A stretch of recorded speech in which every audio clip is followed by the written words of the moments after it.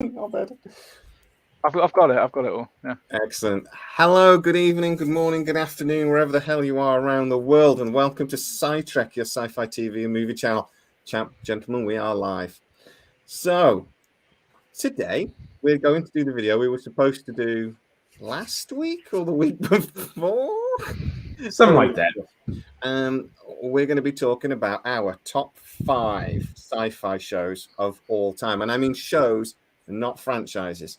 So if you're going to say Star Trek, you've got to put The Next Generation or the original series or whatever, and you've got to rank them first to fifth. Now, I did this because before we'll get into that in a minute.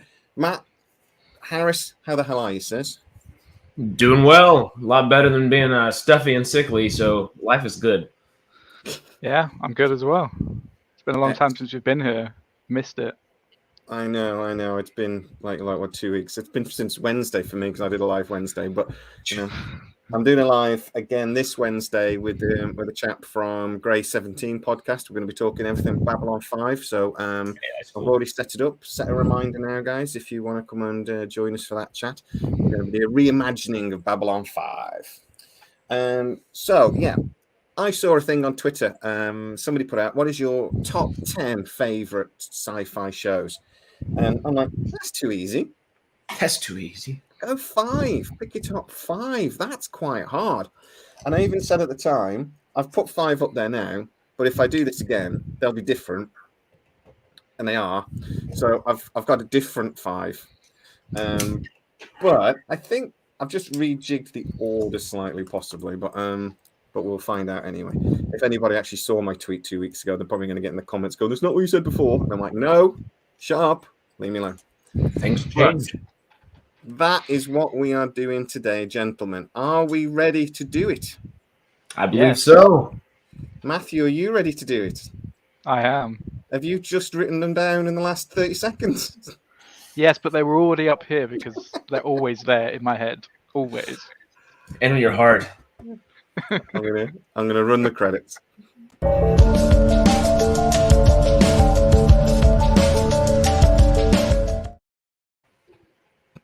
Excellent.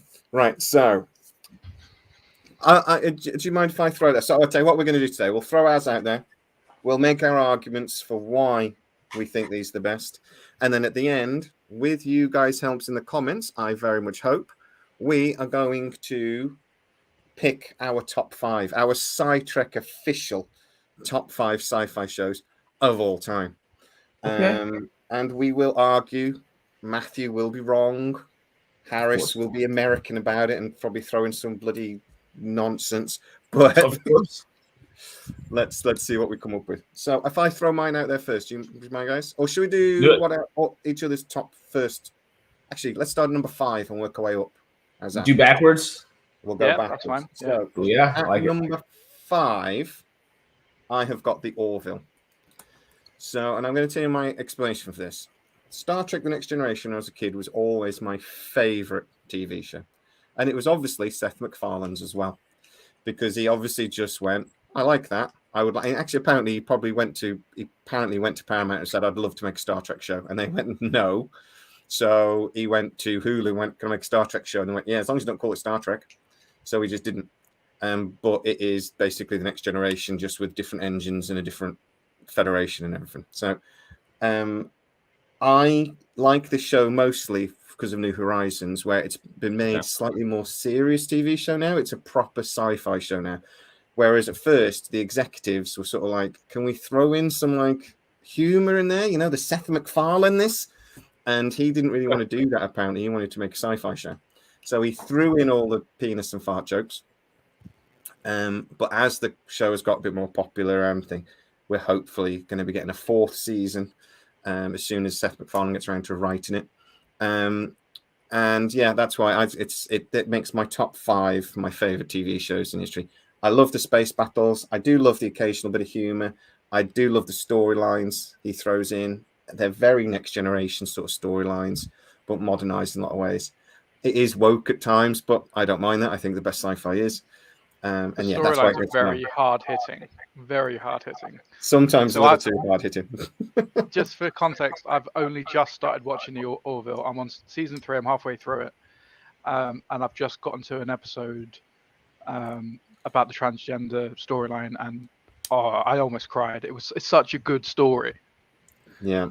It's such a good storyline. It's been going on since season 1, but it's kind of all come to a culmination in season 3.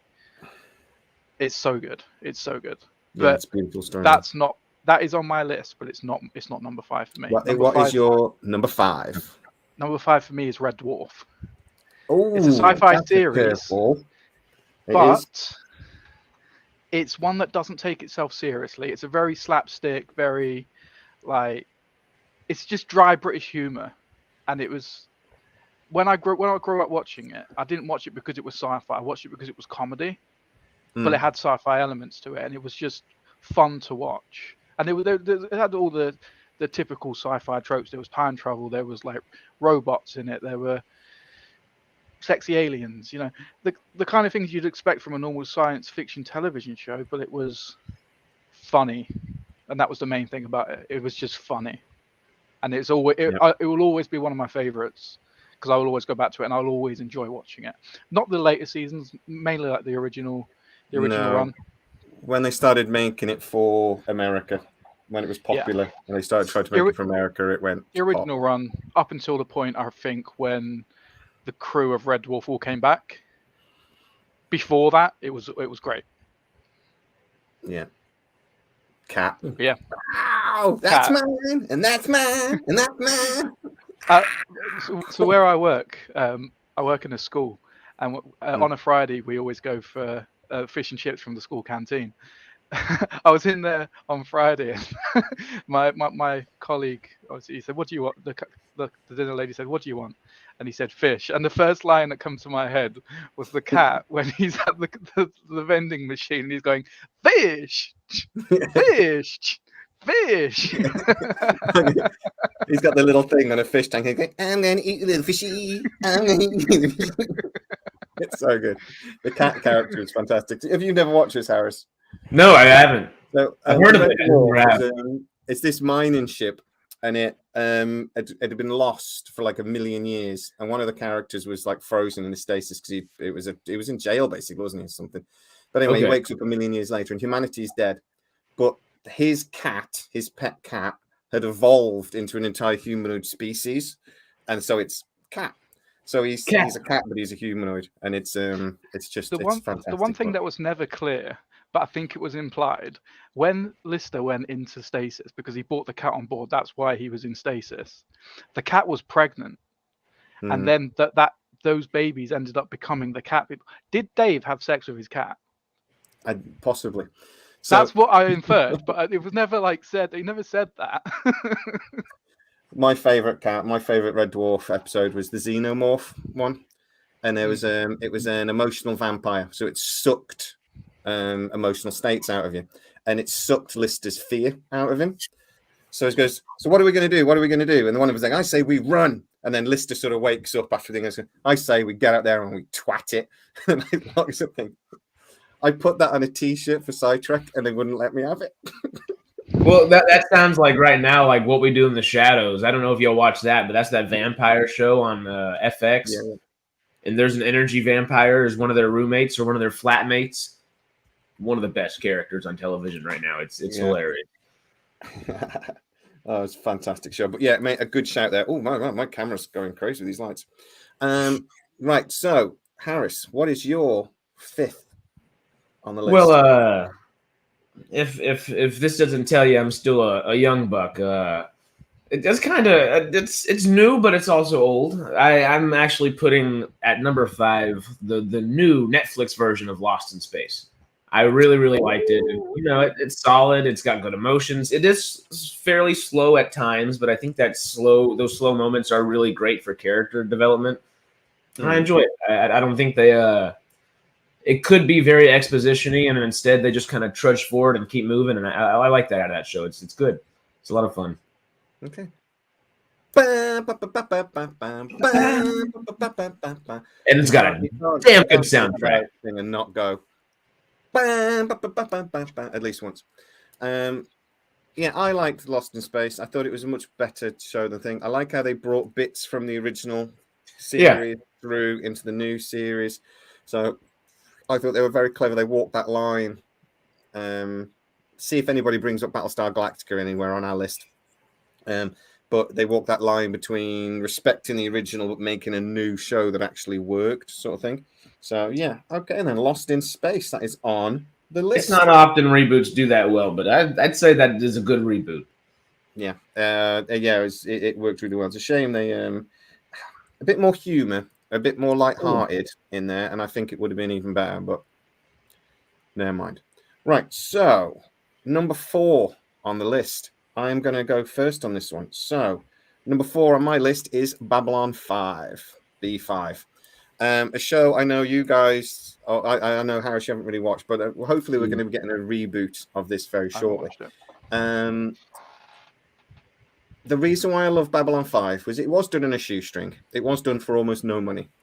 Some of the storylines were very spiritual. JMS, the writer, he liked to talk about religion and things, but he did it in a very spiritual ways. And he started to imagine like what religion in the future would be like. And I liked all that sort of thing. The war between humanity, the Shadows, the Vorlons, and the Minbari, and they said all of these different warring factions, particularly in series 3, was really the pinnacle of the series. It was absolutely fantastic when there's this new Earth lines and things. If you watch any sci-fi series, Babylon 5 Series 3 is one of the best. It's like the guys from Deep Space Nine watched Babylon 5 and went, let's do that.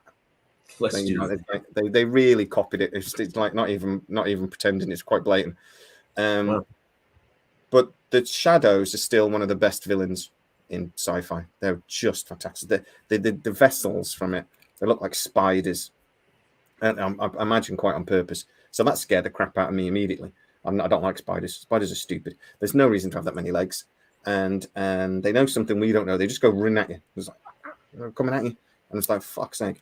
But yeah, it's just fantastic. And then it had such brilliant characters like Jakar and the Centauri and thing. It's just a perfectly rounded show. It could be boring at times. I preferred it in season 2 when they brought in Bruce Broxlander. I preferred him as Sheridan. It's just a great show, and like I say, all-rounded sci-fi show. It had a little bit of everything. It had an angry Russian in Ivanova. It had Bester, who was played by I'm going to forget his name now, but he played the Russian from Star Trek, the original series. Oh God, I can't believe his name's gone out of my head. That's embarrassing. Anyway, it just had psychics and it just had everything. So no, it easily makes number 4 on my list. Fantastic show, and I hope they reboot it. Matthew, number 4 on your list, sir. Number 4 on my list is Travelers. Walter Koenig. Thank you, Trekgate. Walter Koenig played Bester. Fantastic. Sorry, go on, mate. Travelers. Travelers is a That's Brad not making my Wright. official top 5. Travelers was amazing. It was made by Brad Wright.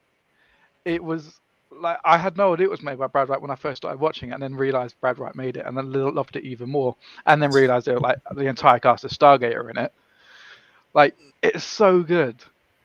People from the future coming back and taking over people who are just about to die and then trying to save the world. It's like time travel. It's sci-fi.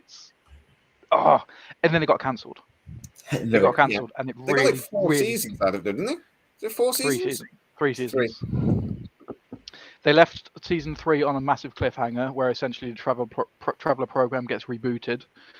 And essentially it was iteration 1 over rebooting to Traveler version 2.0, and that would have been season 4, but it never came to be. It just got cancelled. But it was really, really good. Really good. Yeah, I didn't like it. I got bored. I watched it for about 4 episodes and I got bored. That's why you didn't like it. You need to at least watch the first season because it gets. It's the same thing with a lot of TV shows. The first season or the first half of a season is generally a little bit slow because it's just character building. You're just getting to know the people you're watching, and then the action kicks in. I think that very much was the case with Travelers. Because I didn't really like the first half of the season, but it was really good after that. Yeah. Second season and the third season are amazing. Yeah, and then it cancels on a cliffhanger. Yeah, it's one of them. It's kind of a cliffhanger and it's kind of not. So it's a cliffhanger in the sense that it could continue and you want it to continue, but they left it in a way where it could just end and it could never be made again. So it does wrap everything up quite nicely, but I just want it back. Right. Okay. Travelers. I've got it on the list. All right. Will it make our top 5? Harris. Yes, it will. So this one is a little more. It is a new show, but I think it's near and dear to all of us. I probably could have it higher, but the last season and a half, 2 seasons, just didn't do it for me like those first 4 hit. You'll probably already know what I'm talking about. It's old Mark Ferguson and Mark Ferguson and Hawk Otsby, whatever their names are. The Expanse. There we go. We say it every week. I already forgot their names. But no, it's The Expanse. That show's just excellent on every level. It's as about as sci-fi as you can get, while still feeling modern to a degree. Feels like we would naturally kind of evolve that way as a species, as a planet, where we're going right now and where we'll end up. I love it. It just feels natural, while also still feeling like conceptual and just a lot of fun. Because there's a lot more than there's a lot more than just space battles. All of the Thomas Jane stuff with the Prometheus and all that. It's interesting. I agree. Yeah. Expanse is fantastic. It's kind of like, I love it. If you were to look at Next Generation or even like the Orville or something, they are very much, this is how we would like to be perceived in the future. Whereas the Expanse is, this is how we actually would be. Yeah. I don't think there's any argument, is it? That it's the most realistic sci-fi series. Yeah. In a very long time. I mean, we get the odd movie here and there that you think there's a realism, in The Martian and things like that. Even though they're almost not sci-fi, they're almost but yeah, it's definitely the most realistic we've seen in a very, very long time. It's great. It feels. I've always compared it, just because the last season and a half aren't as good as the first. So I've always tried to kind of compare it to Game of Thrones. It feels like sci-fi's Game of Thrones in a lot of ways, where it was gritty, it was real, it didn't hold anything back, and people died you didn't expect to die. People got put into situations you didn't expect to be put in situations. And of course, the last season and a half are still decent. It's still better than most other, I guess, general sci-fi shows or general fantasy shows for Game of Thrones. But same way, it just it didn't nosedive off. It just, it teetered. Yeah. I know what you mean. No, it's a great TV show. Right, so that's it. Number 4, The Expanse. Did you see Stormy did give us his 5 if we want to go ahead and do those too? We'll throw him in.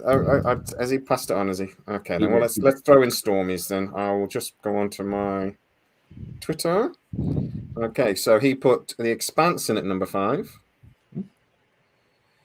He put Stargate. Oh, he hasn't read the rules. I'll pretend he meant Stargate SG-1.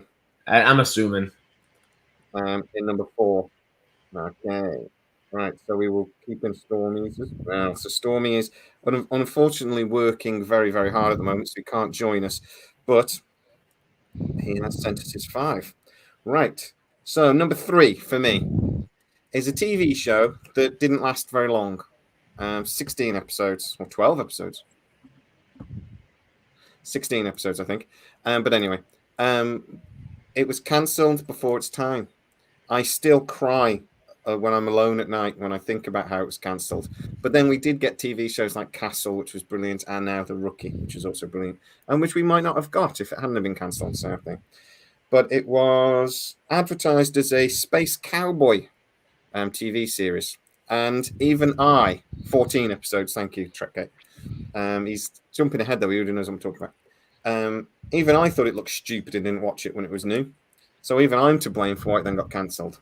But Firefly was, again, we're talking about a realistic sci-fi. It really did have a lot of elements to it that were genuinely realistic. The politics of it. I loved how the outer planets were treated like second-class citizens, and the inner planets on Persephone and places like that were the higher up the more important people, and they were like the upper class, and like they all had like sword fights and things, which was fun. It's a show that I think they keep trying to reboot, but it never can be unless they can get Nathan Fillion to come back, because it'll just be generally hated. And it's just a brilliant TV show because it was funny, it was clever, it had some really, really good storylines in it. It was so popular, it spun into a movie that was actually then genuinely really good as well, even though they killed Wash, which was just stupid. What were they thinking? How easy would it have been to bring that back if they'd just not killed Wash? Joss Whedon's such a moron. A genuinely just idiot. But it's just a great show. And if you've never watched it, you're not a sci-fi fan. Hand up who's not watched it. It's on Disney Plus. I've seen an episode. Watch it immediately. This is another show you have to get tuned past that it's a space cowboy. It's a space western, because it is a bit silly, and all the weapons and things are a bit silly. But I promise you, by the time you get to the train heist episode, you'll be in love. And it's a very character-driven TV show. You'll absolutely adore it, I promise. Okay. Right? So that is number 3 on my list, Firefly. Matthew, number 3 on your list, sir. Number 3 on my list is The Orville. Okay. I've only just recently started watching it, as I said earlier, but I absolutely love it. It's going to go back into my rotation of things that I watch. Excellent. Did I just cut out then for a second? No, we just didn't care what you were saying. Okay. No, it lagged on my screen, so I didn't know if it lagged on yours as well. Yeah, it's going to go back into my rotation because it's just one of the. It's just so good. The first couple of seasons, it is a little bit more slapstick, I guess, and they add a little bit more humor into it. But I kind of like that. Season 3 so far, I'm only halfway into it. It is a lot more serious, but they still have elements of humor in it, which is pretty good. Yeah. But yeah, really good. I'm really enjoying the villain. When I first started season 1, I just thought the Krill were going to be the villain, like throughout the entire thing. But no, now we've got the Kalons. Oh, the Kalons.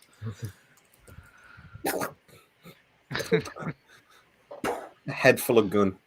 Why not? The Kalons are great. What I didn't get about that is, though, in season 2, when the Kalon threat happened, and all the evil ones, the guns come out of their head. There was a previous episode in, I think it was season 1, where the Doctor and Isaac were on a planet, and Isaac's there shooting with a gun. He's got guns in his head. Why is he not using the guns in his head? Why does Daffy Duck put a towel around his waist and then not wear trousers? It kind of feels like they only decided to get guns in their head for that part of the story, which worked. But I loved how they had the Data character. We're talking about the Orville being a Star Trek thing. We had the Data character, and that was I've forgotten his name. Isaac, thank you. So that was Isaac. That's my grandson's name, for God's sake. Right. So they had Isaac. And then I just love how they just completely flipped it. They just sort of like went, actually, we're going to turn them into the bad guys. I just love that. I thought it was so clever. But, a brilliant TV show, and I don't blame you. It's a good 3rd place. Harris, 3rd place, sir. Well, shall I show my age real quick? Star Wars, The Clone Wars, I think, is the 3rd best sci-fi television series ever made. It is 7 seasons of greatness. It was canceled by Cartoon Network. That's the one I'm thinking of. And then brought back by Netflix. And then canceled again once Disney bought Star Wars. And then brought back by Disney to be one of the, I think, largest things that they've ever done. Season 7 of Clone Wars was huge for them. It has some of the best fights in all of Star Wars. There are 2 fights with Maul in that season that are absolutely some of the best fights in Star Wars in general. Him and Ahsoka fighting is wonderful, and then his whole hallway scene. Star Wars is known for hallway scenes at the moment, But Darth Maul has the best hallway scene, and he doesn't even use a lightsaber. He just uses the Force and cuts people's heads off with parts of ships. It's great. It's insane. It should not be in a children's show, but it is, and it is great because of it. I can't believe that show's a children's show, but it's great. It is 7 seasons of wonderfulness, and it starts off a little rocky, starts off a little extra childlike and slow, but when you get into that actual like rhythm of the show, Dave Filoni. Yeah, there's a reason Mando's doing so well. I've tried watching it. I think I watched the first couple of episodes and I couldn't really get into it, but that sounds amazing what you've just described. So by the end of the first season, carry on watching it. It's a whole different animal. It's great. Yeah. It's another one of them, isn't it? It's probably slow at the beginning and then it gets really good. Just have to give it time. Gotta let that Star Wars universe develop. You would love it. You'd love it. I'll have to give it a go at some point. But okay. Clone Wars, number 3. Number 3 for Stormy Bear is the X-Files. Now, that's the first show I think we've had on this list that you've got to almost think of like iconic. When the first X-Files came out, it was the show, everybody watched it. You know, it was actually, I mean, and generally the first series is still one of the greatest first seasons of television. It's just phenomenal. Don't get me wrong, by the 10th or 11th season, it was sort of like running off a cliff. And I tried to watch the movie they did, or the little miniseries they did not long ago, and I didn't care. And I'm watching it going, oh, there's some sort of, okay. I just stopped watching it. I don't think I watched it past that. But the first season, and it was iconic. Like I said, everybody watched X-Files. Everybody. Okay, even mine. X-Files, even me. What? There's a sci-fi show that you actually watched. I know. Excuse me for a second while I adjust myself. But yeah, I mean, it was phenomenal. Right, number 2 on my list is a little bit of a curveball because I've actually gone for a Star Trek series, and remembering that I always called myself a Trekkie. All right, so I was my first love was always Star Trek, but Deep Space Nine is my favorite of the Star Treks. I loved the battle scenes. I am a bitch for a space battle. Oh, you have a space battle. I am just like a kid with chocolate. I love it. I just love it. I even don't hate Star Trek Nemesis because there's actually quite a good space battle in it. And the Star Trek Nemesis is generally considered to be one of the worst Star Trek movies. And I go, but the space battle, and I just love it. So for me, Deep Space Nine, I loved that they made it almost like a political thing. Don't get me wrong, the first 2 seasons were boring as sin, but then they brought in the Defiant, and this show just got way better. And it became a much bigger show. And as I say, some of the battle scenes still stand up today. And as well, the opening 2 episodes of Deep Space Nine, the first 5 minutes of the first episode was incredible. So in The Next Generation, Harris, I'll have to explain this to you because you don't know what I'm talking about. What's a Star Trek? Yeah, exactly. In Star Trek. In The Next Generation, the first 2 episodes of the Borg, not the first 2 episodes, but when the Borg actually then attacked the Federation, it was called The Best of Both Worlds. And there was a battle at Wolf 359. What is that beeping noise? Is that me or is that you guys? Something that sounds like Discord, but I don't know. It's not me. Not me.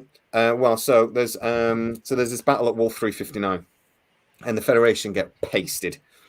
But then Deep Space Nine, the starting sequence of Deep Space Nine, is Sisko's perspective of that battle, and it was genuinely brilliant. And his wife dies, and we go, "Oh no, sad."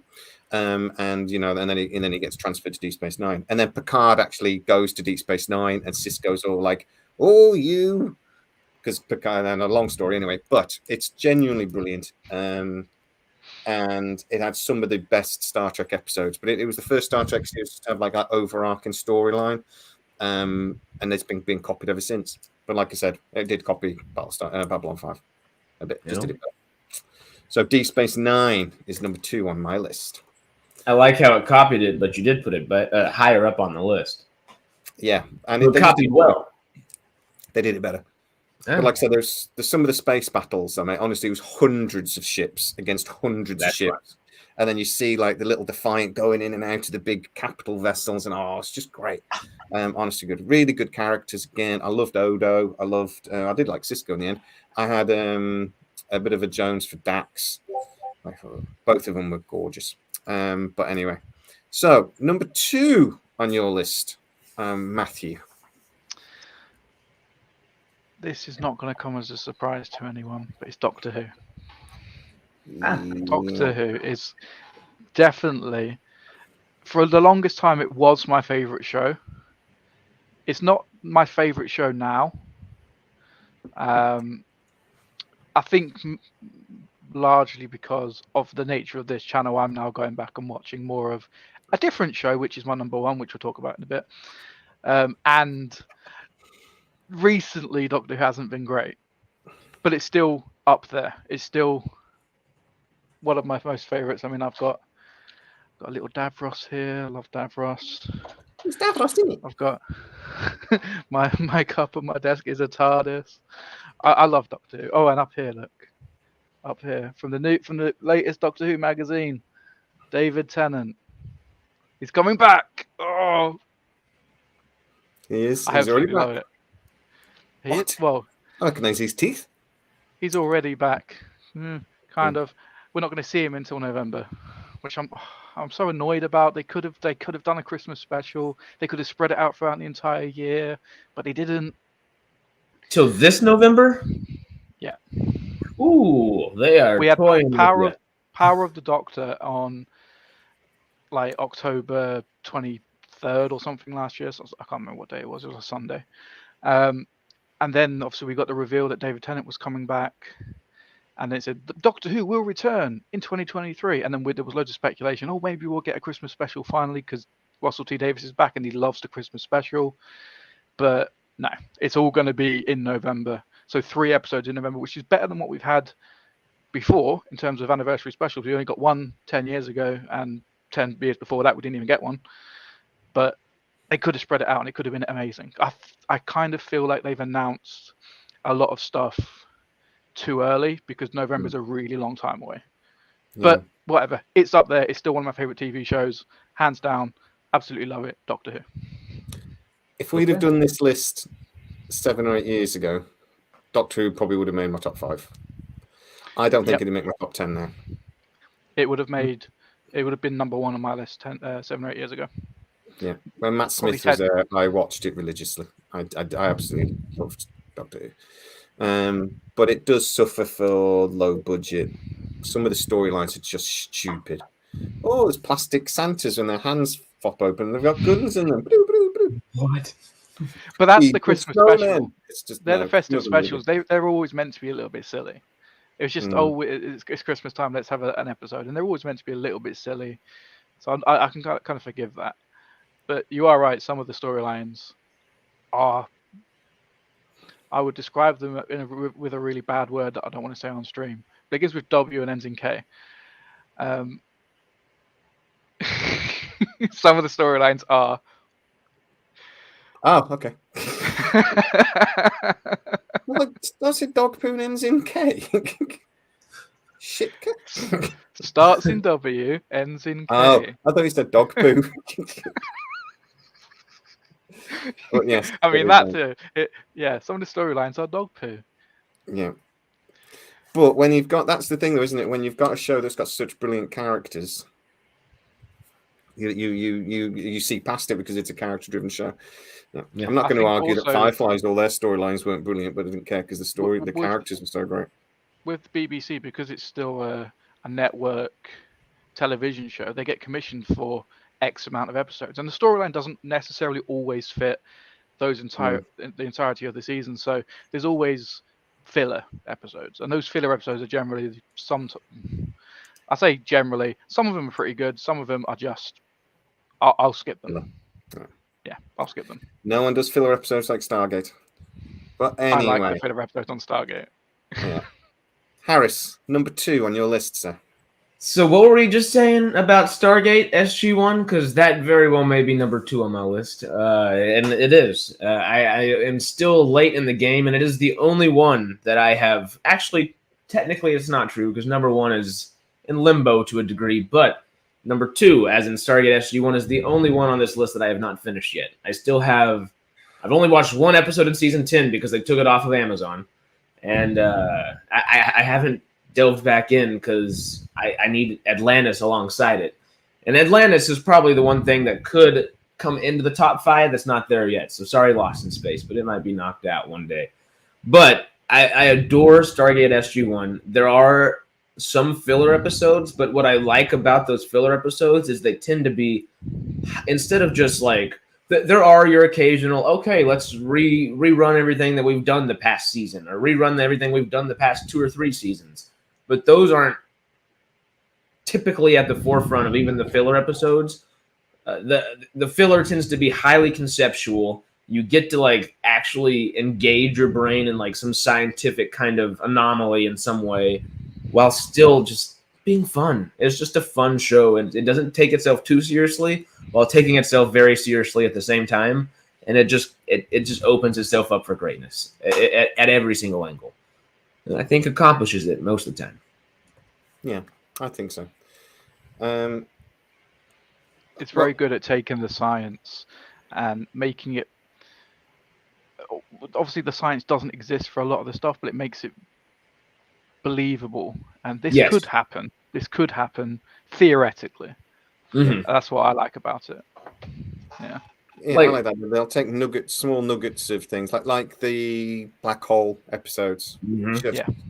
Such a clever way of taking, the gravitational force of a black hole and turn it into a storyline. And it was just, and then the time distortion and everything. They really got the details right, even if they didn't maybe get as accurate as they could. They got as near as damn it for somebody that's not a PhD in astrophysics sort of thing to get bang on, really. Yeah, I think Stargate might be on everyone else's list in a second, so we'll talk about SG-1 a little bit more. But number 2 on Stormy's list was one we have to talk about, Mandalorian. I've said before, I'm not a Star Wars fan. I never have. I don't like the Star Wars movies particularly. I'll watch them. Don't get me wrong, but I find them a little slow. I'm not a fan. I always preferred Star Trek when I was a kid. But the new Star Wars TV series are just brilliant. Mandalorian is brilliant. I like the Book of Boba Fett when Boba Fett wasn't in them. I like those 2 episodes that he wasn't in. They were great. Mandalorian season 2.5. Yeah.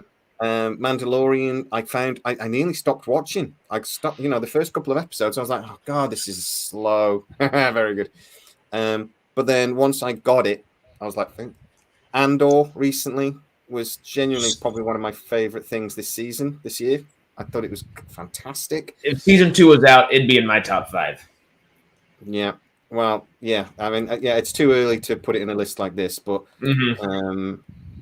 if I was thinking top 10, I'm thinking Mandalorian would be in top 10 of my list. It's difficult for a series when you're doing top 5 because you got to do really the shows you absolutely love. They've got a place in your heart, sort of thing. But yeah, it would be top 10. I think it's a fantastic show. And again, if we come back in 10 years' time and do this list again, and we've had 5, 6, 7 seasons of Mandalorian, and it keeps going at this strength, yeah, it would make top 5. I think. Oh yeah, I absolutely adore it. So number 1 on my list. Oh, we're in the big boys now. I tell you what, already. Before we do the top 1. We'll just quickly run our, and we'll stop for a break. Here's the adverts. Honorable mentions or not? We'll do honorable mentions. Actually, we'll come back and do honorable mentions. 1 sec. 9chevrons.com. 9chevrons.com is your dedicated source for Stargate news, which will aim to complement this YouTube channel with news that we have from our contacts at MGM and Amazon, breaking news about a new potential Stargate series, as well as providing reviews and any potential updates to news stories that we break. Check out some of the news articles that we have already at 9chevrons.com. SciTrek. Another one. SciTrek also has some amazing merch. Get yours today and show your support at sci-trek.com. We've even got adverts. We're so professional. That guy sounds amazing. It is. He's got a sultry voice, sultry, sexy voice. ASMR, just perfect level. Just I love it. Yeah. Oh yeah. I mean, and the effects, CGI. Right. Honorable mentions. Those effects are not good. Well, top of the line. We do our best. We'll do honorable mentions. What I'm going to do is going to throw out a few of what we've been getting in the comments. So I'll throw out a couple, and then Harris, Matt, if you want to throw out a couple that didn't make your top 5, but I think. So Fringe, Andromeda, Project Blue Book, a couple of the shows. For me, out of that, Fringe was a great show. Particularly that if you ever just watch the first episode of the like the pilot episode. It's brilliant.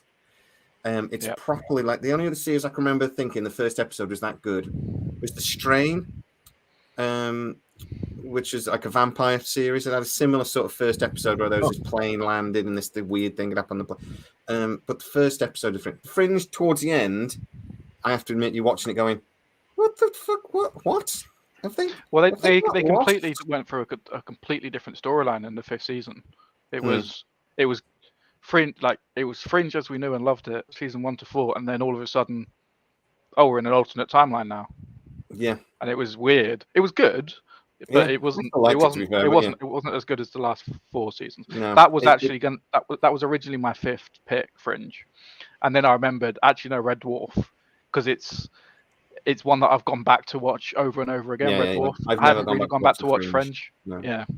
No, neither have I. But no, it's a fantastic season. Like I say, everyone must watch the first episode at least. How about Harris? You got any other honorable mentions you want to throw in? I've got a couple more here on the list as well. Yeah, I got 4 or 5 for you real quick. Mandalorian would be in mine, of course, but Stranger Things, Rick and Morty, and Solar Opposites, even though they're in a little hot water right now. But Stranger Things. Why did I not think of Stranger Things? Stranger Things is awesome sci-fi. And I never thought I'd be someone to say this because I've said it on my channel streaming a couple times, and I haven't pissed anybody off yet too much, thankfully. But I am not an anime person. Long format anime, I think, is antithesis to art sometimes. I do not like it, and I will have that conversation one day at some point somewhere. But short format anime, as in the films, and then like the TV series that are like 3 or 4 seasons long, that everything means something instead of just 1,000 episodes of BS. That is good, and I have actually been kind of forced to watch Attack on Titan 2 weeks ago. And while I was a little sickly this past week, I'm on season 3 now. It's out of 4. It's great. It is great, great. There's another show that I would put up there because it's one that I go back to every year when it comes out. But I don't know if you can consider it sci-fi. It's The Umbrella Academy. It's kind of like superhero-y. It is sci-fi. Yeah, but it's not. It's like a comic book show, really. Yeah. We use the word sci-fi loosely. There is sciencey, fictiony stuff in there because there's portals and things. And yeah, it's one of them that I love it. It's one of those different multiverse TV shows. It's one of those TV shows that one comes along every now and then that even my partner would actually like to watch it. It's just good. Like it's the science fiction of it doesn't define it. You can follow it if you're not a computer nerd, sort of thing. Yeah, exactly. Yeah. And it's just good television. The characters are really good. My favorite character is Klaus, who me and my partner have always liked ever since he was the character Robert Sheehan, the actor, was in Misfits in the UK. We loved him in that, and now Robert Sheehan. I think that was probably one of the main reasons my missus wanted to watch it because he was in it. And he's amazing. I fucking love him. Klaus and number 5 are the best. Klaus and number 5. Yeah. Very cool. A couple of other shows that have been mentioned in the comments. Andromeda with Hercules in Kevin Sorbo. Don't follow him on Twitter if you unless you're an ultra conservatist, because some of the things he says are interesting. Sarah Connor Chronicles, which was mentioned, which we should have said. That was a great, again, cancelled just as it was getting good. It's a great TV show, but I wouldn't put it in my top 10. I don't think it's one of the all time. It is very good. If it had 5 or 6, 7 seasons, maybe, but not after one, unfortunately. Unless it's obviously Firefly, in which case, sorry. I know I'm going with my own logic there, but somebody mentioned Sliders, which was a show, again, back in the day, very similar to Quantum Leap and a lot of the way it was formatted. A Space Above and Beyond as well, which is, again, another series that got cancelled after the first season, and it shouldn't have done. It should have gone on to have at least 5 seasons. It was goddamn genius, and that is another show that hopefully is supposed to be getting a reboot, but it's taking forever. Somebody mentioned Star Trek Discovery. If that's one of your 5 favourite shows ever, I'm sorry, you need to watch more sci-fi stuff. I'm sorry. It's a good show, and it's beautiful. Oh, Bob just mentioned Warehouse 13. That was a great show. I loved Warehouse 13. That was another show that got cancelled before its time. The guy that starred in it, I don't know his name, but I loved him. And the lady in it, very, very pretty. But yeah, no, brilliant show. Warehouse 13. I loved how you used to do these big shots of the warehouse, and it was like spotting all the weird crap in the background. Like there's a flying saucer in one corner, and just all the things like this. A dragon skeleton, and it was a great show.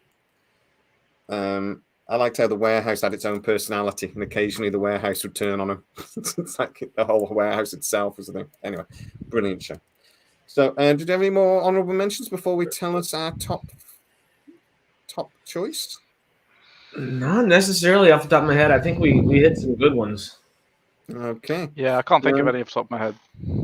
Fantastic. Right. So, number 1 on my list.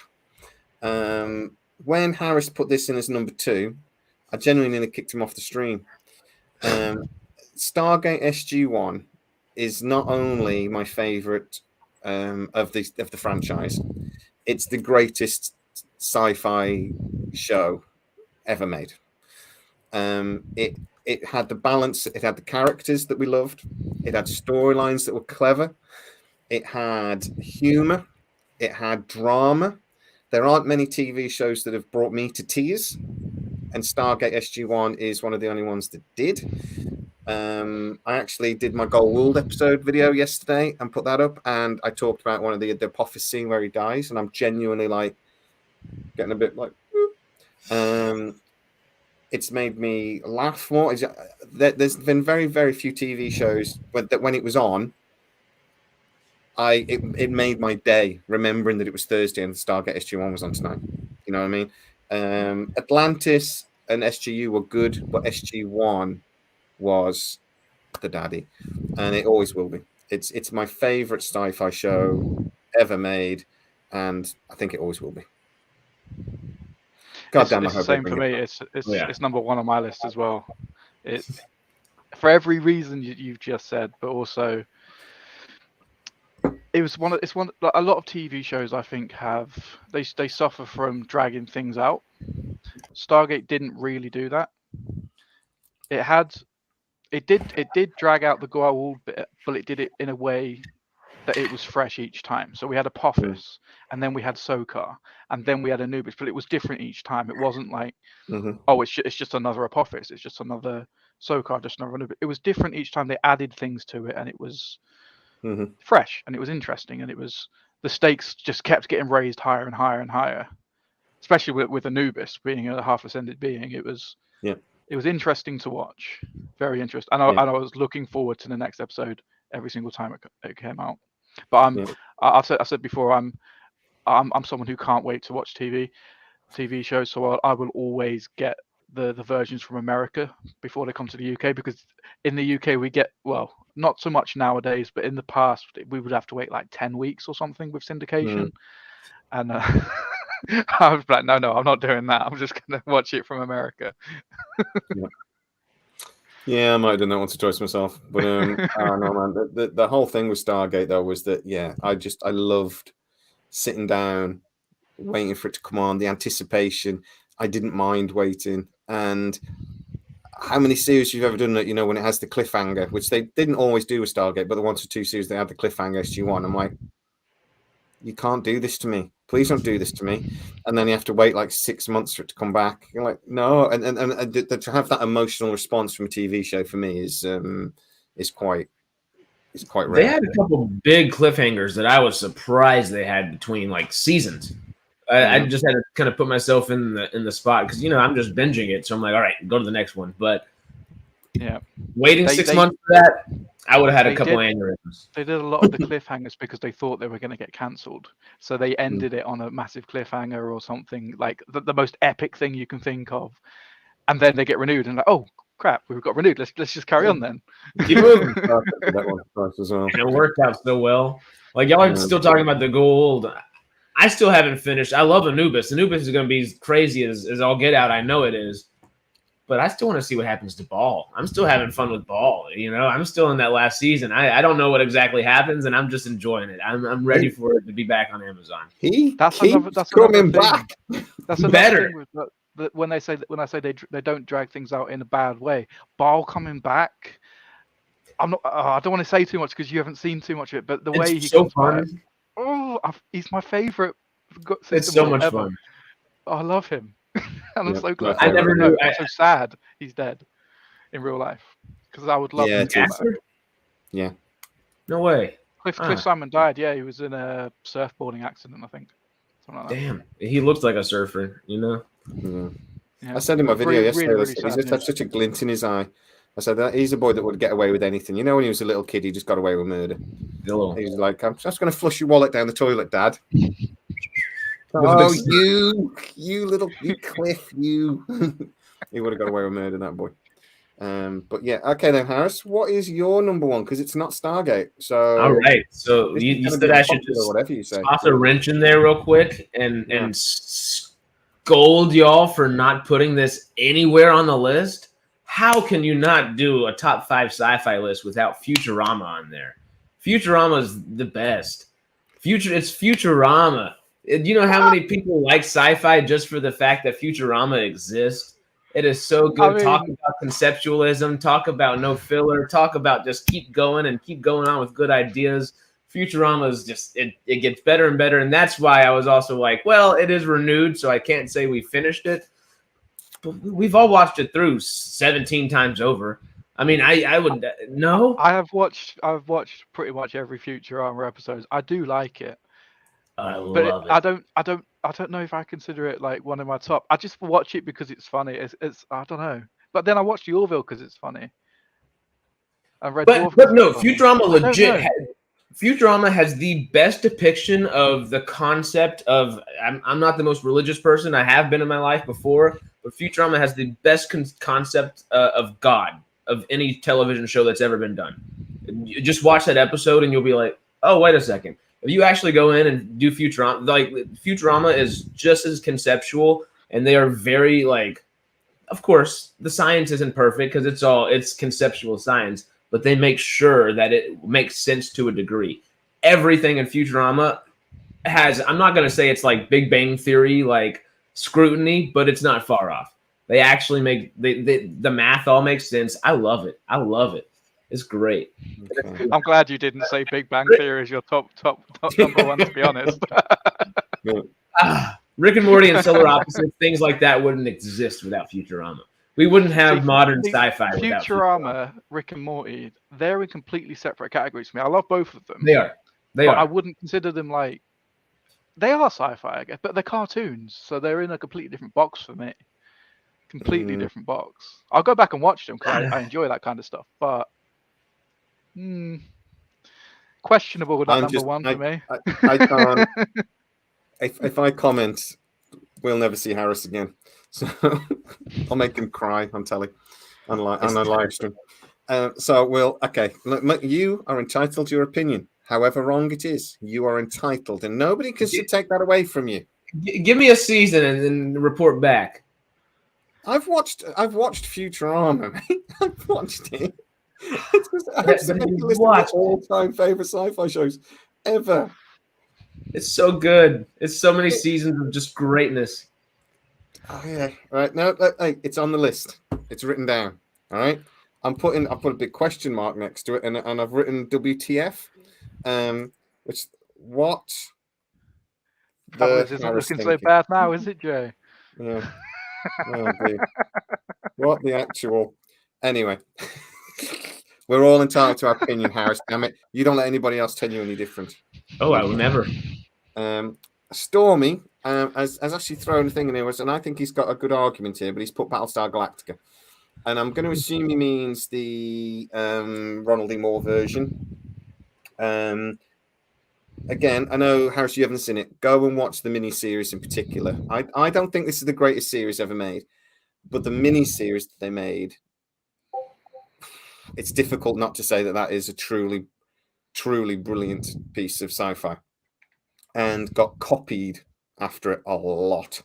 And you always know when something's really groundbreaking and really brilliant because everyone copies it. Look at the Matrix movie and then every film for the next bloody 10 years after it. Everybody's all of a sudden wearing long leather coats and things. So I think Battlestar Galactica in the number one is not a bad shout at all, to be honest. But right, that is our top fives. We now have to, in 4 minutes and 36 seconds, pick the SciTrek top five, the official top five of this channel. And I can tell you now, fucking Futurama is number 3. Number one anyway. Well, you can argue for a top five, but it will not be in. It will not be at number one. Harris, you always, God love you. But I gotta throw a wrench in there somewhere. Yay, I love it. I love it. Right, so I think we have to pick our number one and work the other way, don't we? Because we have to, because this is going to get confusing else. Yeah. So we know number one. Number one, can we agree as a family, as a SciTrek family? It is. The Stargate SG-1 is the greatest sci-fi show ever made. Yeah. Okay, I'm doing the official list. Right. So Stargate SG-1, are we happy with that? Very. Harris isn't. Harris is thinking, but Futurama. Professor Parr has something to say about this. Number two on the list. Well, I'm telling you that the only other show that none of us agreed on. And that's an interesting thing about this as well, is that we've got very different lists. Yeah. I mean, I got SG-1, DS9, Firefly, Babylon 5, The Orville. Harris had Futurama, Stargate, Clone Wars, The Expanse, Lost in Space. Matty had SG-1, Doctor Who, The Orville, Travelers, Red Dwarf. Stormy, Battlestar Galactica, Mandalorian, X-Files, Stargate SG-1, and The Expanse. There's not a lot of crossover there. See, I think the second place would have to go to who had the most votes. So in that instance, it would be either the Expanse or the Orville, because they both had 2 votes. But I would put the Expanse above the Orville, even though it didn't make my list. It didn't make my list, but it would go above the Orville. I think the Expanse, even though it's maybe not my favorite, I do love it. I respect the crap out of it. Yes. And I think from a respect point of view, that this is the most grown up of all of the sci-fi shows. And even though maybe it's not the most entertaining at times, it can be, it takes itself quite seriously, and it should. Oh yeah. I respect the crap out of it, and it is one of the few sci-fi shows I've watched again and again. So yeah, okay, I'm happy with The Expanse in at number 2. Harris, you're out of this conversation a little bit, but actually, Sarah, you're on this conversation. Do we need to put a Star Wars or a Star Trek in number 3? Because it's the 2 of the biggest franchises, or Doctor Who. I don't think we should beholden ourselves to that. It's just what we like a true opinion. I don't, But I would put Doctor Who in at 3rd. Personally, because it may not be to everyone's taste right now, but it has always been one of the greatest TV shows. Historically, it was one of the biggest shows on the planet, like 10 years ago, for that 4 or 5 season run it had. It was. But are we doing generally, or are we doing us? Well, we're doing us, but this has got to be the channel's official top 5. Okay. So, I think there's an argument for Battlestar Galactica as well. I haven't seen it. Groundbreaking. It was genuinely groundbreaking. I say I've never seen it, but if what people say difficult about to put in our Stargate top universe five is official- true. Well, What people say about universe is true, where it was pretty much a Battlestar Galactica like clone. Mhm. Then stylistically, yeah, anyway. I would. Well, Jay, you and hesitantly Stormy put it in both there. had it on your list, right? Yeah. So technically, vote-wise, it would be third, right? Okay. Right, let's put Battlestar in then. It is, And after that would be the Orville, wouldn't it? Well, I had Babylon 5, not Battlestar. Okay. Who else did we have? Futurama, Battlestar. Battlestar's only got one vote. The Expanse had 2. The Orville got 2. So is Orville it's hard number for me 3? to put the Orville in a top 5 for all time, though. Has it earned it? I tell you what, actually, let's scrap Battlestar out of this, right? The mini-series was amazing. The series actually got a bit... I'm not even sure I ever watched it to the end. I think I got bored. But the mini-series was amazing, and it was groundbreaking. I would rather put Babylon 5 in the top 5 than Battlestar. But that's why I did put Babylon 5 in my top 5 and I didn't put Battlestar. Oh, guys, help us out in the comments here, guys. What are you thinking? I'm thinking the Star Trek or Star Wars series have got to go in here. Well, of course, I would say the Clone Wars, just because Mando isn't finished yet, but I feel like Mando may be in one of those top 5 just because that's something that we can all agree and like, not just agree with, yeah, that's right, but agree with, yeah, that's fun. You know, it's more, brings a little more life to the conversation. But I don't know if it deserves a number 3. It might be a number 4 or 5 because once again, it's not finished yet, you know? And also, a series that we've actually none of us have mentioned was Star Trek: The Next Generation, which, again, from you could argue that there wasn't a lot of sci-fi in the TV when Star Trek: The Next Generation came on. Sci-fi had become, second-class citizen sort of thing. It kicked off what I would think is the golden age of sci-fi and TV. You know, Babylon 5 got made because of this, and the Sci-Fi Network itself. You know, you could argue popularity. We wouldn't have got Stargate and all these things. So, is there an argument just to say for the importance of the show and the characters, does Stargate: The Next Generation, Star Trek: The Next Generation deserve to be on our list, even though none of us have said it's our favorite? Well, if we're going, it's only not on my list because I've not seen it all. Yeah, it's only not on my list because I've not seen it all, and I do really enjoy it. I think it's a really good show, and I think you're right. There is an argument to be made that it kind of kicked off the sci-fi thing with in that era. It gave credence to Stargate being born and everything else. So, I mean, I'm happy to put it in there. Right. Although I haven't seen it all. Decision and put the Star Trek: The Next Generation is officially, because of its importance. Was that 3rd or 4th? 3rd. So 4th and 5th, we've got 2 spaces left, right? Let me just. For me, Doctor Who has to be in there at somewhere. 4th? Does it? Yes, it does. It does. I would fight for Futurama over that one. Sorry. Out of my list, I would, if I was going to pick one more, I would fight for Babylon 5. If you guys had to pick one out of your list that you had to really go, no, they really deserve a space here, what would you go for? Doctor Who, Matt? Yeah. Okay. Harris, if you say Futurama, seriously, I will come and find you.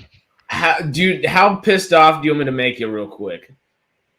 I'm really Futurama was just right prior to Stargate, right prior, and I don't know for sure, but I bet you if you asked Brad Wright, he would have gotten a good chunk of concepts from Futurama. He probably is. He's got his pulse on. He's got his hand on the pulse of a lot of sci-fi, I would assume, but I think a lot of this concepts from Stargate may not have been there if not for Futurama. And every sci-fi show after Futurama aired has something to do with it. It inspired it in some sort of way. It's too pivotal. I just find it hard to believe that Brad Wright would be sat there watching Futurama and going, "That'd be a great storyline for Stargate." That wouldn't. Well, we can ask him one day. Let's do it. I would put money on that conversation. He follows me on Twitter. I will. That was so good. On my birthday, I woke up and had a follow. Just dropping those names. Yeah, he only follows a couple hundred people.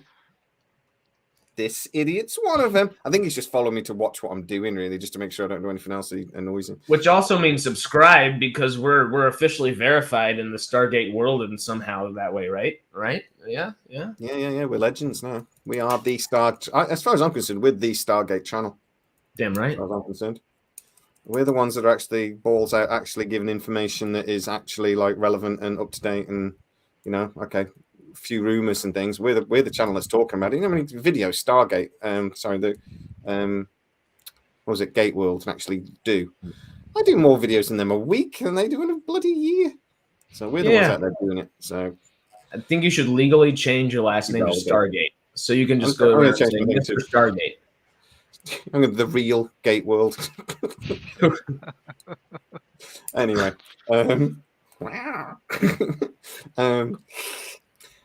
yeah, right. So I am going to say that as an executive decision and the founder of SciTrek, I'm making an executive decision. I'm going to put Doctor Who in at number 4.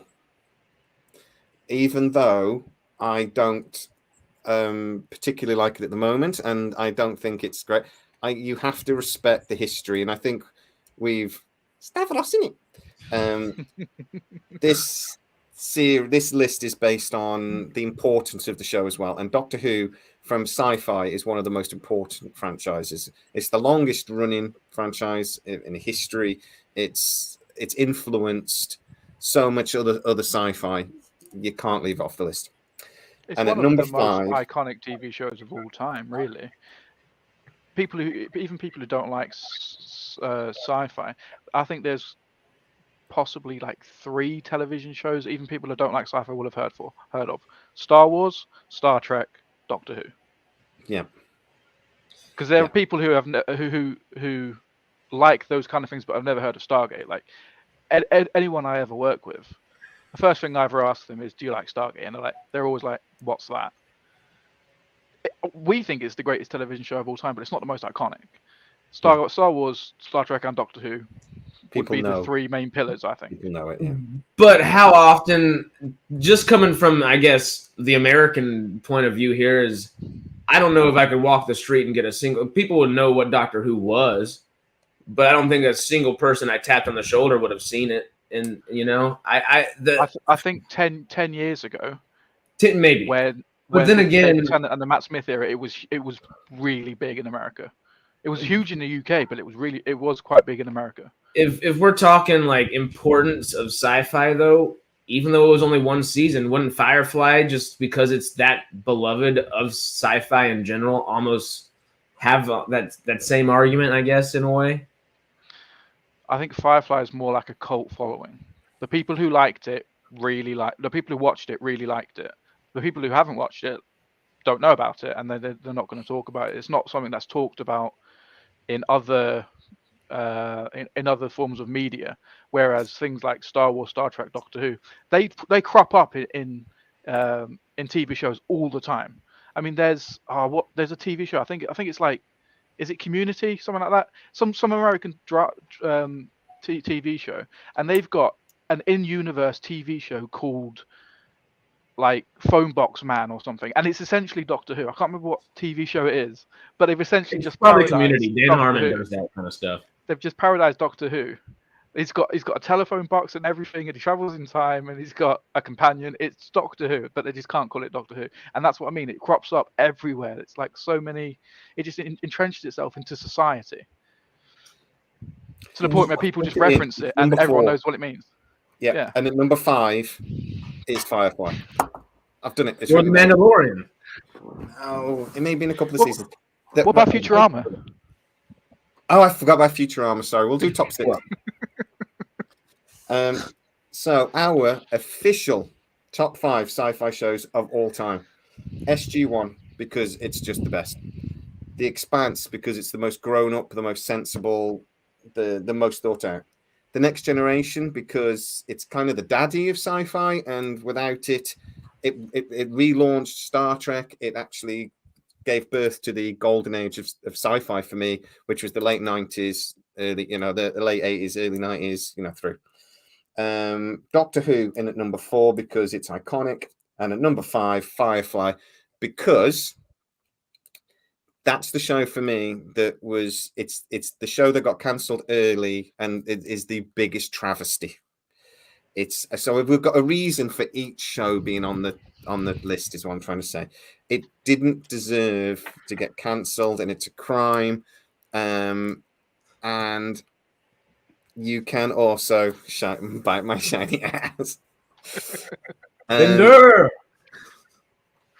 It's the greatest. It's just the greatest show. So I've made a decision.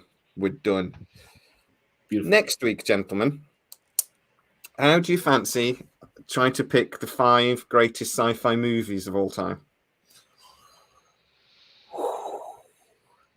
I'm gonna. You're trying to make us all not like each other anymore. We're just gonna. This is gonna be. Wait a second. Did they do a Futurama movie before we fucking started? There are 4 Futurama movies. No, there aren't any. There aren't any. Not that I know of. So before we get into that, though, so we might have some rules. For one, will we allow sequels? Yeah, you have to. Empire Strikes Back. I mean, that's just the first thing that comes to mind. Excellent. Okay, then. No franchises, so it's individual movies, and you've got to pick your top 5. Again, you can have your favorites, or you can throw some in there just because they're important or whatever, and then we will pick our top 5 sci-fi movies of all time. Now, remembering, Harris, that the world didn't start in 1995. So you're going to think about, actually, 1995, you were 3. No, I was 2 years from being known. No, I was 4. I can't even the math. I'm 99. I was 4 years from being born there. Right. Okay. The year didn't start in 2010. Then you've got to actually go back. So hey, one of mine's already a 60s movie. I got you 3 don't of remember the 90s at all. You what, say? So you don't remember the 90s. You weren't conscious enough to remember the 90s. Oh no, I'm a 90s baby by technicality, and I'll take it. Yeah. So now I will say it has to be full-blown sci-fi. Okay. If it's a sci-fi-ish horror movie, we'll discount it and we'll do a different video for that at some other point. All right. Okay. So I want pure sci-fi. Okay. Science fiction. Okay, so Empire Strikes Back would not count because Star Wars is more space. Do we want to make it a little harder and disqualify the big franchises? Yeah, let's do that. Interesting. We will disqualify Star Wars. We'll just say, look, they're brilliant. We'll give honorable mentions. We'll have a little bit of a Star Wars bit in the chat, all right? Yeah, but it's a space fantasy, and it's not necessarily. It's not sci-fi like what we're talking about. It's space fantasy completely. Yeah. We'll disqualify Star Trek. You've probably never seen the films anyway.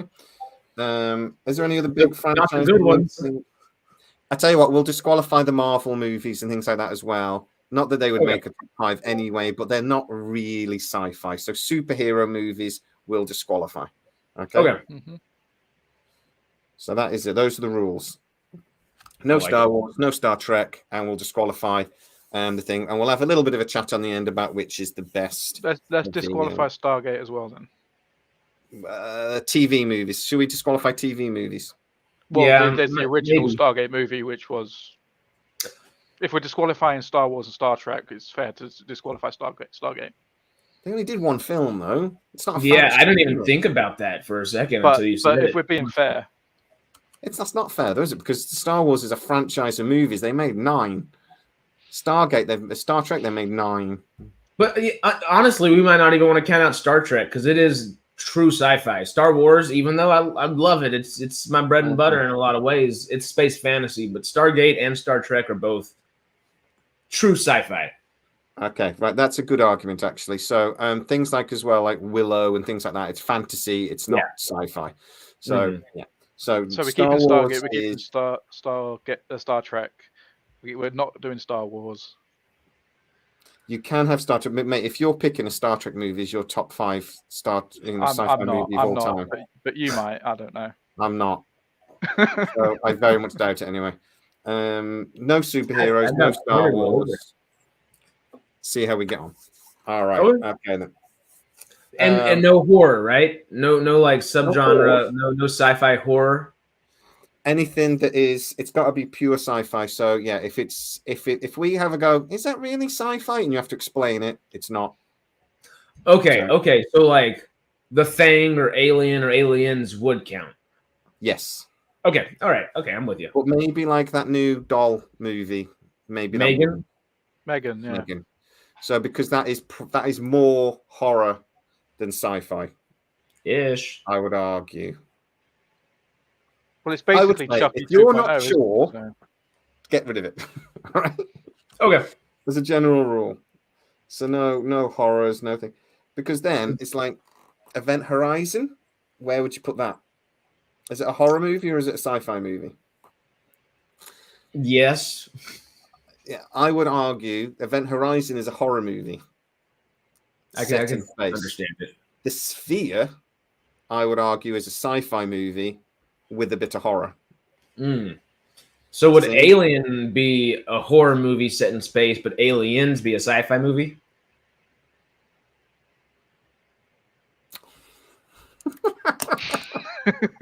We could make an entire live stream just debating what arguing the rules. What isn't the sci-fi. Do y'all want us to do a live stream about just coming up with some rules? Because we could come up with. Yeah, let's just go with that. And there's a general rule. So if you're not sure, don't throw it in. But then throw it in as your honorable mentions. All right. Okay, good idea. So can you think of like I'm not sure this is a sci-fi movie, but I love this film. For me, like Event Horizon would be up there for that. That's a perfect example of a film that I don't really think is a balls out sci-fi movie. It's more of a horror film, but it is fucking brilliant. And they're still looking at potentially the remake is maybe still on the cards. So fingers crossed for me. I think that'd be great. It actually might be a streaming. It might be actually be a streaming series, which I think would be great. So yeah, that is our list, then, gentlemen. We have done it. We set out to do something, and we freaking did it. What? I know. It's in today's time. I know, and yes, well, Stormy wasn't here, so we've finished. We've been a bit late, but not massively late. We still included them, just in heart and soul, of course, and lists. And I'm really proud of that. Well done. I tell you what, if we do the same conversation next year, it'll be completely different. Except Stargate, you want to still be top. But other than that, completely new arguments. By then, Futurama will have been in all of your top 5s. No, it won't, Harris. Futurama will not be in my top 5. I've got faith. It would be in my top 5 sci-fi cartoon shows. Actually, no, it probably wouldn't, because at some point, Jay, you're going to be walking down the road. You're going to be walking down the road. A van is going to pull up. Harris is going to kidnap you, put you in a room, hold your eyes open, and we're going to Clockwork Orange you with Futurama. I love the show. It's just not going in top 5. He's going to beat you. He's going to beat you every time. Yeah. What's the greatest show? What's the greatest show? And until you say Futurama, you're not going to go home. Hi, Kerry. So yeah, that is it, guys. So thank you so much for coming. Everybody in the things, look, we'll do more videos like this because it's just, everybody, you can see that it's been fun. We've had really good numbers, and everybody's been in the comments, and everyone's been going absolutely crazy in the comments. Like, how can we miss out Farscape? I love Farscape. It was a great show. And if I was doing top 10, it would make a top 10. It just didn't make my top 5, but it would. This is why top 5 is hard, Yeah. That's why it makes it harder than a top 10. But yeah, it's been absolutely fantastic. Yeah, Claudia Black was in it. I love Claudia Black. Claudia Black went into Stargate SG-1 and just like, do you mind if we just put you in leather all the time? And she's like, yeah, whatever. And we were all just like, yeah. Her character's great. Her and Ball are like giving me life for season 10. I need to finish it, and I need to finish on with season 3 of Atlantis. Yeah. Come on, Amazon. Come on. Anyway, thank you so much, everybody, again. We will see you next week for our top 5 sci-fi movies of all time. Expect debates. I'm just waiting for Harris to just say something really stupid. Oh, I'm ready to piss everybody off. I'm excited. Futurama the movie. Fuck you, Harris. Guys, so bye-bye. See y'all. Bye-bye, everybody.